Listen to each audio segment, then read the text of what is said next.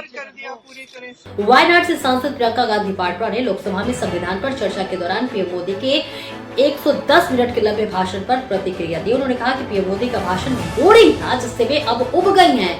प्रियंका ने कहा कि पीएम मोदी ने कुछ भी नया या अलग नहीं बोला कि स्कूल में मैथ के डबल पीरियड में बैठने जैसा था। प्रियंका गांधी वाड्रा ने कहा कि प्रधानमंत्री नरेंद्र मोदी ने कुछ भी नया या रचनात्मक नहीं बोला। उन्होंने मुझे बिल्कुल बोर कर दिया।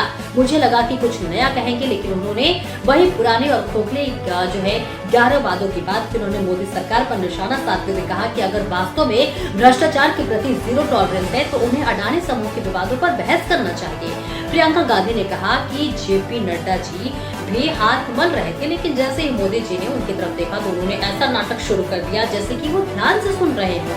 अमित शाह ने भी अपना हाथ सिर पर रखा हुआ था।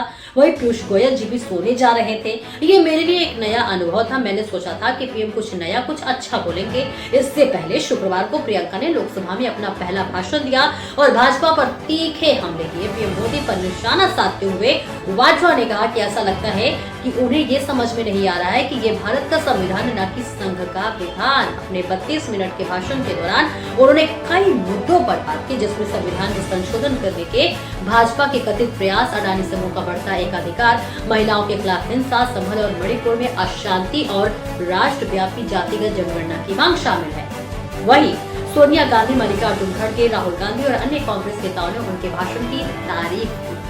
प्रधानमंत्री जी ने एक नई चीज नहीं बोली और कर दिया पूरी तरह से। मुझे बहुत दशकों बाद ये एहसास हुआ कि मैं वो जो स्कूल में जो मैथ का डबल पीरियड होता था ना, कि मैं उसमें बैठी और उसमें वो नड्डा जी भी ऐसे हाथ मल रहे थे। फिर मोदी जी ने उनकी तरफ देखा तो अचानक वो ऐसे लगने एक्टिंग करने लग गई कि मैं सुन रहा हूँ।